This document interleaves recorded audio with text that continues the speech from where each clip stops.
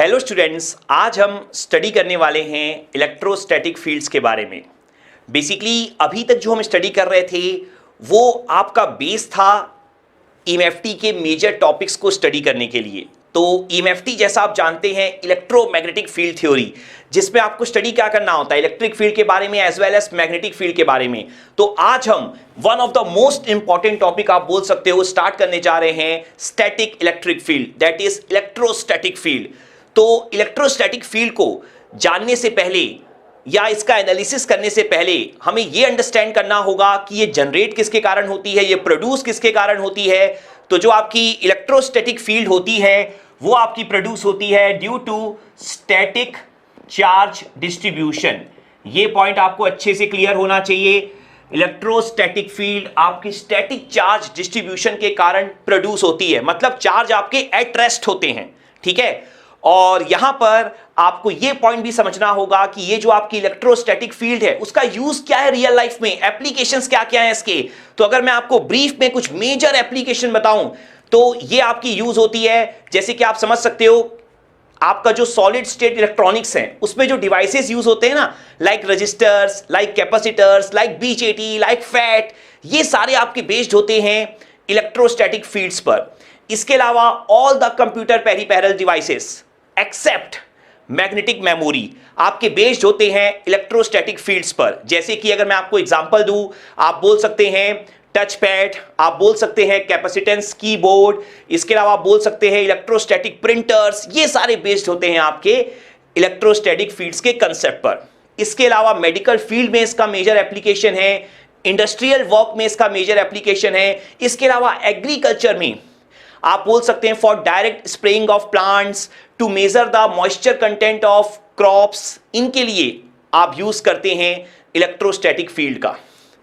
तो बेसिकली बहुत wide application है जिस टॉपिक को हम स्टडी करने जा रहे हैं, तो आप समझ सकते हैं कितना इंपॉर्टेंट है।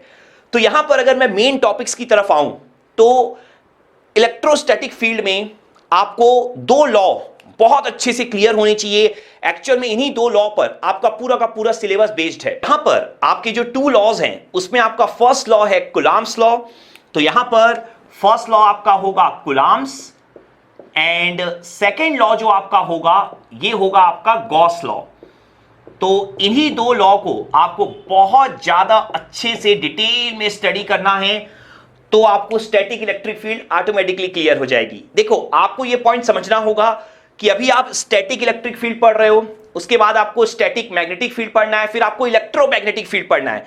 तो बेसिकली ये जो टॉपिक है यही आपका बेस बनाने वाला है। और ये टॉपिक सिर्फ एक लेक्चर के लिए नहीं है, ये टॉपिक बहुत बड़ा है। तो आगे आने वाले बहुत सारे लेक्चर्स में हम इस टॉपिक को बहुत डिटेल में स्टडी करने वाले हैं। तो आज मैं जस्ट आपका बेस बनाने वाला हूं और साथ ही साथ आज के लेक्चर में हम कुलाम्स लॉ को डिस्कस करने वाले हैं। तो अभी हम कुलाम्स लॉ को स्टार्ट करेंगे और इसके बाद हम गॉस लॉ स्टडी करेंगे। तो यहां पर अगर हम फर्स्ट लॉ की बात करें, कुलाम्स लॉ, तो ये होता क्या है आपका। तो बेसिकली कुलाम्स लॉ के according force between any two point charges is directly proportional to. अब आप समझिए, यहां पर सपोज करिए आपके यहां पर दो पॉइंट चार्जेस हैं Q1 एंड Q2।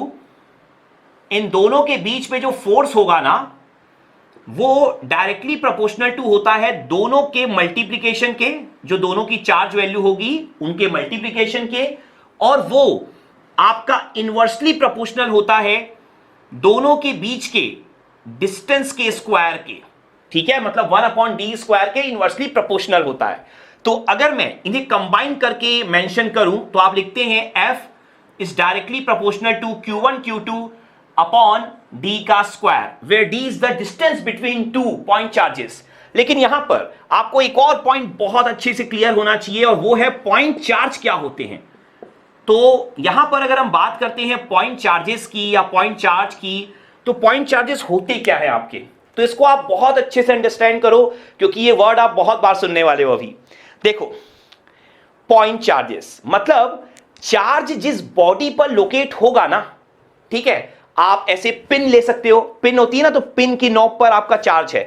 तो चार्ज जिस बॉडी पर लोकेट होगा वो बॉडी का जो डायमेंशन है वो अदर फिजिकल डायमेंशन से, अदर जो आप फिजिकल डायमेंशन देखते हो उनके मुकाबले बहुत कम है, ठीक है, तो वो कहलाते हैं आपके पॉइंट चार्ज। मतलब जिस बॉडी पर चार्ज है उस बॉडी का dimension relatively other physical dimension से वेरी वेरी लेस है, तो आप बोलोगे वो पॉइंट चार्जेस है। क्लियर हो गया अच्छे से?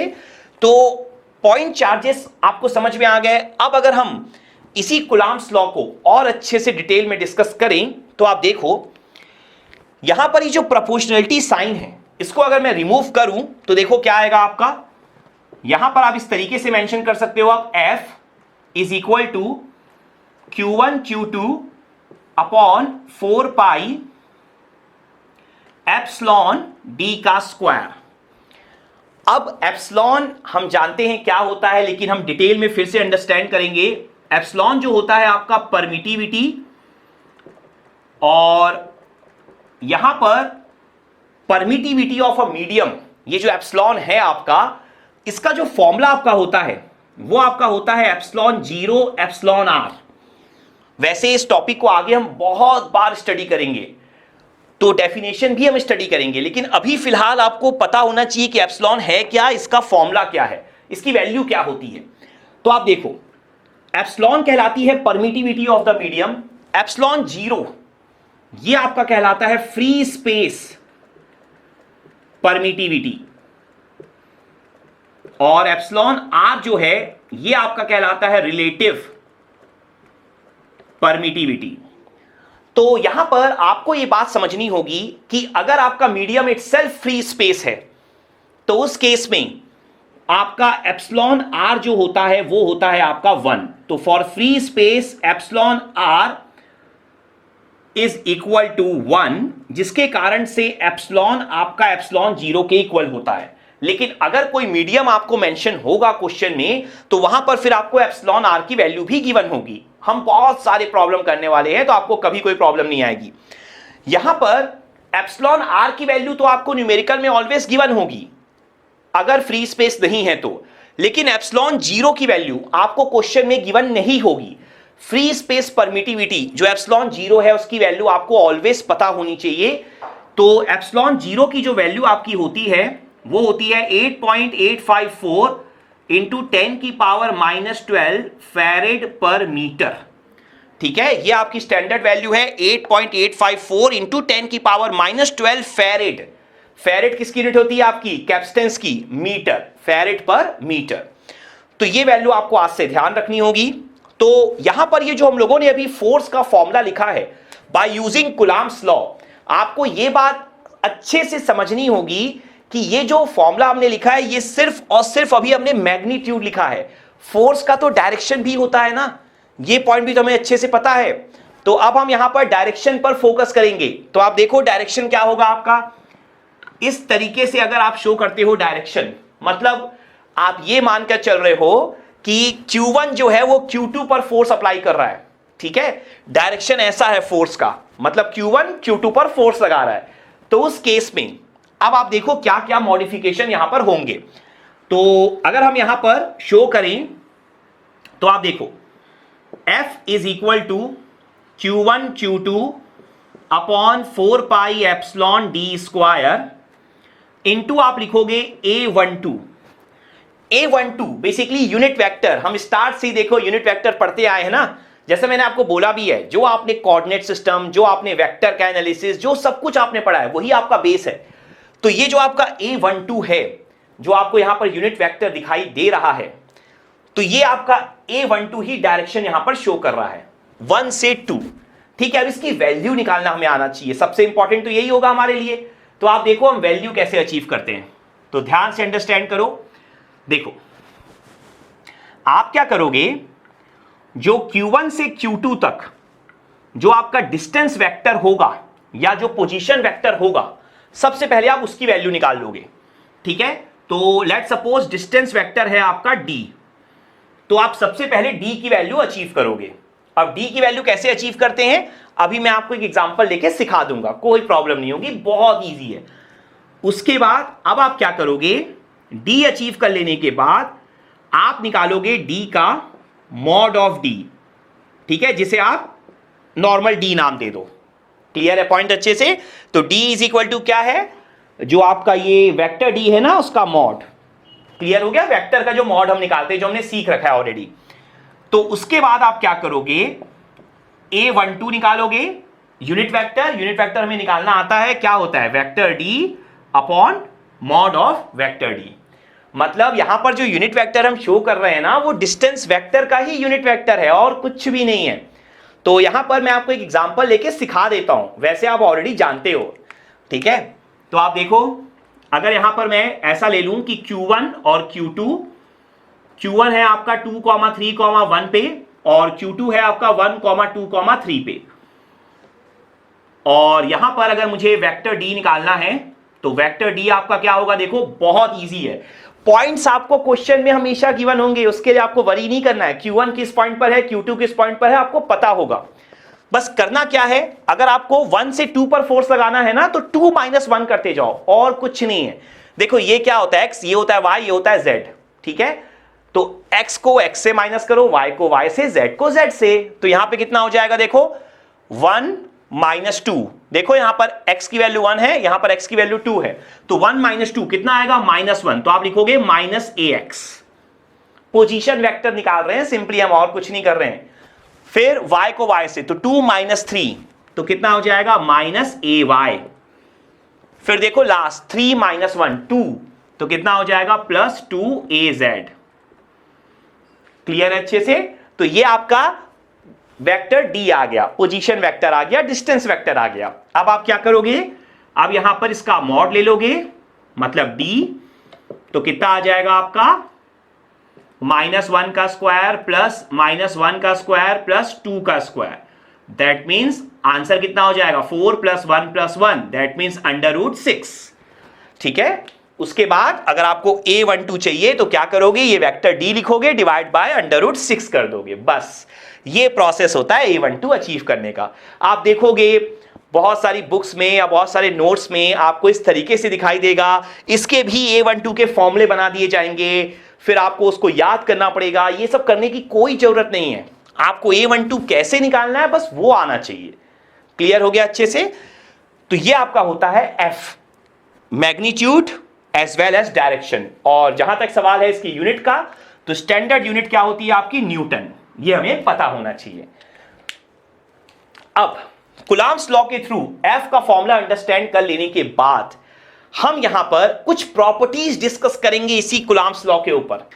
तो यहां पर अब अगर मैं कुछ प्रॉपर्टीज डिस्कस करूं जो अभी तक हमने पढ़ा है, उन्हीं के ऊपर हम डिस्कस करने वाले हैं। तो आप देखो, जैसे कि अगर आप यहां पर बात करते हो, हमने अभी फोर्स F कैलकुलेट किया, ठीक है।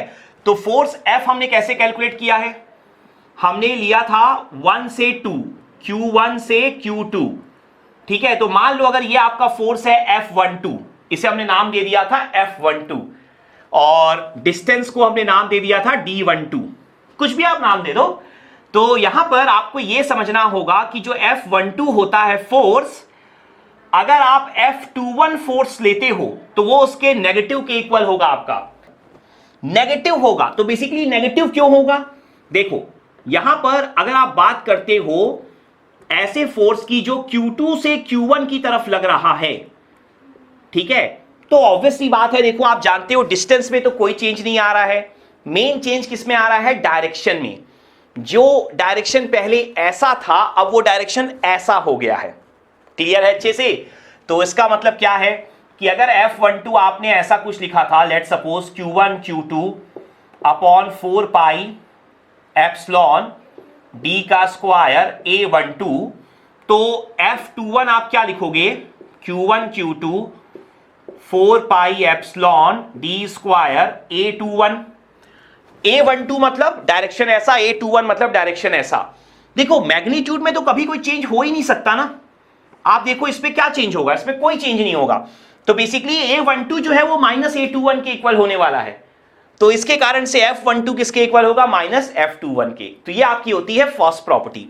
नाउ यहां पर अगर मैं सेकंड प्रॉपर्टी की बात करूं, तो आपको चार्जेस के बारे में ना कुछ पॉइंट्स क्लियर होने चाहिए। तो अगर मैं यहां पर बात करता हूं कि लाइक चार्जेस का मतलब क्या होगा, सेम साइन, ठीक है। यहां पर आप लिख सकते हो सेम साइन अगर होते हैं चार्जेस के, तो लाइक चार्जेस ऑलवेज रिपेल करते हैं एक दूसरे को, ठीक है। इसके कुछ एग्जांपल आप देख सकते हो, जैसे कि मान लो यहां पर जो चार्ज है आपके, वो है आपके प्लस और प्लस, दो चार्ज है आपके, दोनों प्लस प्लस है, तो रिपेल करेंगे, ठीक है। इसी तरीके से अगर मान लो आपके दो चार्ज हैं और दोनों आपके माइनस माइनस हैं, तो क्या करेंगे, आपके रिपेल करेंगे। उसी तरीके से अगर आप बात करते हो अनलाइक चार्जेस, तो अनलाइक चार्जेस क्या होंगे, जिनके साइन आपके अपोजिट होंगे, तो वो क्या करेंगे, आपके अट्रैक्ट करेंगे। जैसे मान लो इस तरीके से दो चार्ज हैं आपके, तो ये एक दूसरे को क्या करेंगे, अट्रैक्ट करेंगे, क्योंकि इनके साइन क्या है, आपके अपोजिट है। ये पॉइंट आपको क्लियर रखना है, क्योंकि यहां भी आप दो चार्जेस की ही बात कर रहे हो ना। उसके अलावा अगर हम थर्ड प्रॉपर्टी की बात करें, तो आपको यह बात समझनी होगी कि आपको Q1 और Q2 के साइन को भी कंसिडरेशन में लेना होता है जब आप फोर्स का कैलकुलेशन करते हो, ठीक है। तो बेसिकली आपको यह बात समझना होगा कि अगर चार्जेस आपके लाइक चार्जेस हैं, तो लाइक चार्जेस के लिए आप यहां से देख भी सकते हो, समझ में आ जाएगा आपको, Q1 Q2 जो होगा वो ग्रेटर देन 0 होगा, और अनलाइक चार्जेस के लिए जो Q1 Q2 आपका होगा वो लेस देन 0 होगा। आप देख सकते हो, ऑब्वियस सी बात है, अनलाइक चार्जेस का मतलब क्या होगा, एक प्लस एक माइनस, तो उन दोनों का मल्टीप्लीकेशन ऑलवेज लेस देन 0 होगा। लाइक चार्जेस दोनों प्लस प्लस या दोनों माइनस माइनस, तो उनका मल्टीप्लीकेशन क्या होगा, ग्रेटर देन 0 होगा। इसके अलावा अगर यहां पर मैं बात करता हूं फोर्थ प्रॉपर्टी की, तो ऑलरेडी मैं आपको बता चुका हूं कि आपके जो चार्जेस होने चाहिए वो स्टैटिक होने चाहिए, एट रेस्ट होने चाहिए, रेस्ट, ठीक है ना। जब आप कूलॉम्स लॉ की बात करते हो, बेसिकली जब आप इलेक्ट्रोस्टैटिक फील्ड की बात करते हो, तो चार्जेस आपके ऑलवेज एट रेस्ट होने चाहिए, स्टैटिक होने चाहिए। इसके अलावा अगर आप फिफ्थ पॉइंट की बात करो, तो जैसा मैंने आपको बताया था कि जो Q1 Q2 है वो आपके पॉइंट चार्जेस हैं, मतलब जो Q1 Q2 चार्ज बॉडीज है ना, उनका जो डायमेंशन है वो बहुत लेस है। तो आपको यह बात ध्यान रखनी होगी, जो Q1 Q2 का बीच का जो डिस्टेंस है, लेट सपोज वो d है, तो जो d है ना, वो Q1 Q2 के डायमेंशन के कंपैरिजन में बहुत ज्यादा बड़ा होगा। मतलब उनके बीच का डिस्टेंस जो है वो उन चार्ज बॉडी के डायमेंशन से ऑलवेज क्या होता है, आपका ग्रेटर होता है। ये पॉइंट आपको बहुत अच्छे से क्लियर होना चाहिए।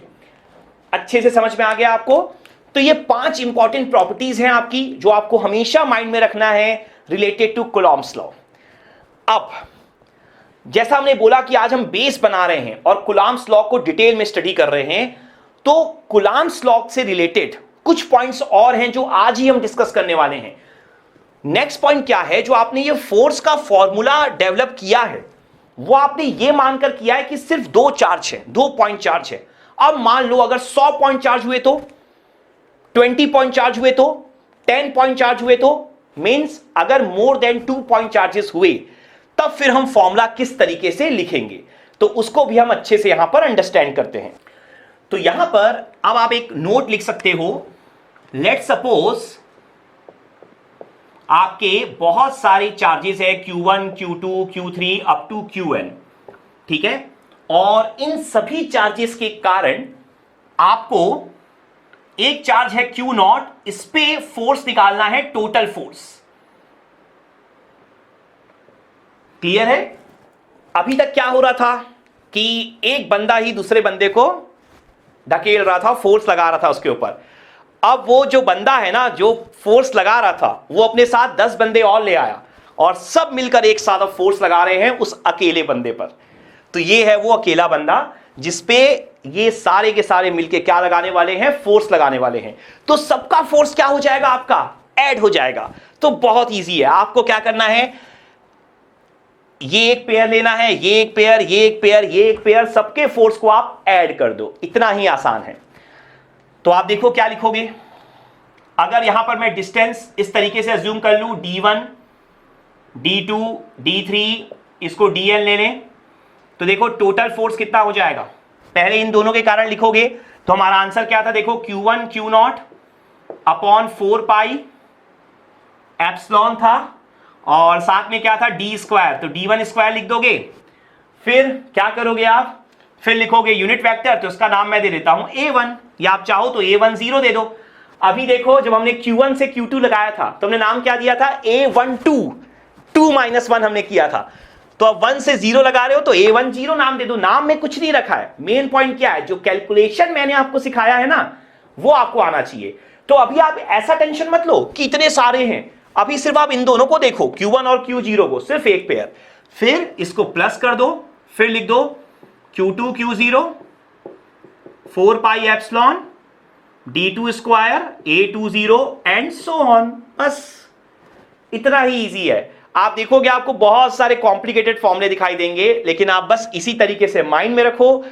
एग्जाम, अगर सब्जेक्टिव एग्जाम भी देते हो तो आप प्रॉपरली जो लिख रहे हो बस उसको बताते चलो, इसकी मीनिंग ये है, इसकी मीनिंग ये है। और हमेशा जैसा मैंने आपको एग्जांपल दिया था ना अभी ए के कैलकुलेशन का, स्मॉल ए के कैलकुलेशन का, वैसे ही आप भी एक साइड में एग्जांपल दे दिया करो, उससे एक अच्छा इफेक्ट पड़ता है। इस पॉइंट को हमेशा ध्यान रखो। तो यहां पर अब अगर हम इलेक्ट्रिक फील्ड इंटेंसिटी की बात करते हैं तो आप ध्यान से अंडरस्टैंड करो इसकी डेफिनेशन क्या होती है।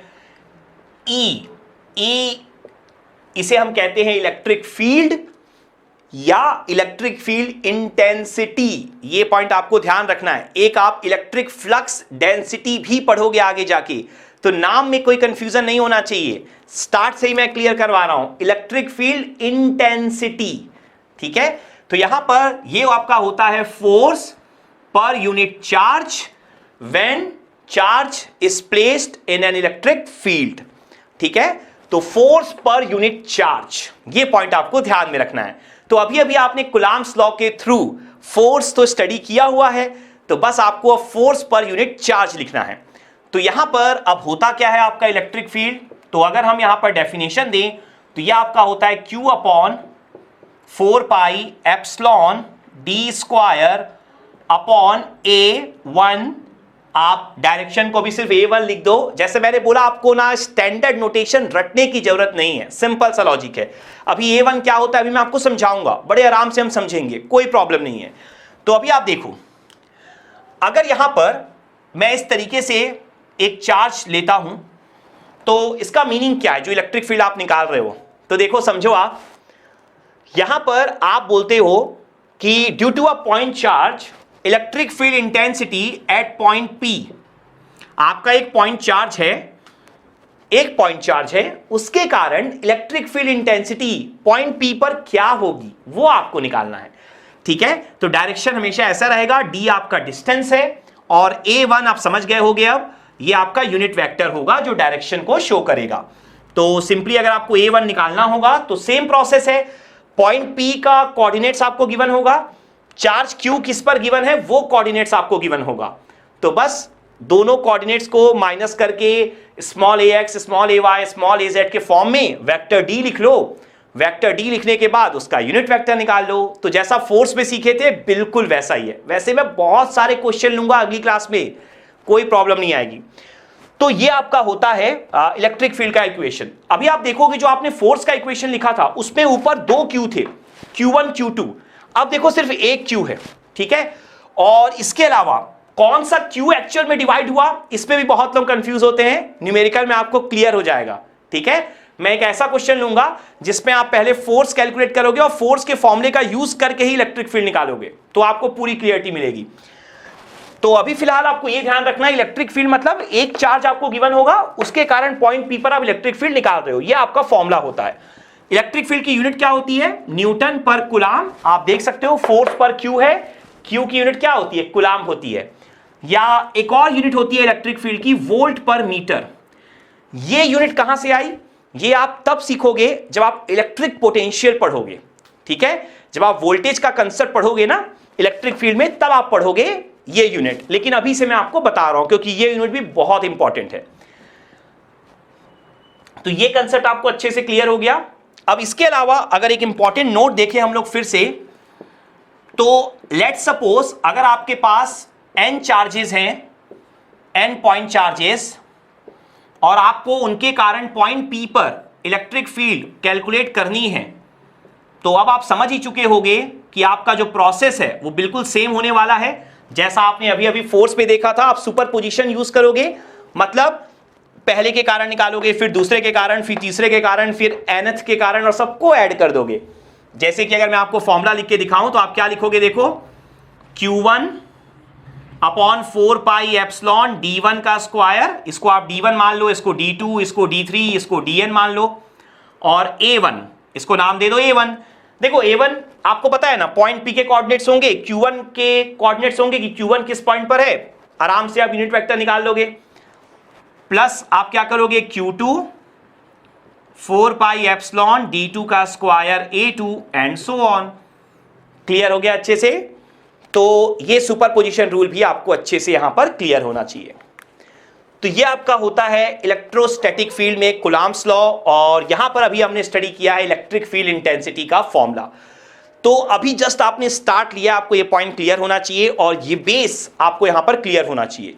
नेक्स्ट लेक्चर में हम अगली थ्योरी पढ़ने से पहले कुछ बहुत इंपॉर्टेंट न्यूमेरिकल डिस्कस करेंगे, जो आज हमने फॉर्मूले पढ़े हैं उनके ऊपर, ताकि आपको पूरी की पूरी सिचुएशन क्लियर हो कि हम कैसे यूनिट वेक्टर निकालते हैं, कैसे हम फिगर ड्रॉ करते हैं, सारी चीजें मैं आपको क्लियर करवाऊंगा। और उसके बाद फिर हम नेक्स्ट टॉपिक की तरफ मूव करेंगे इलेक्ट्रोस्टैटिक फील्ड में। तो आज के लेक्चर में इतना ही। Thank you.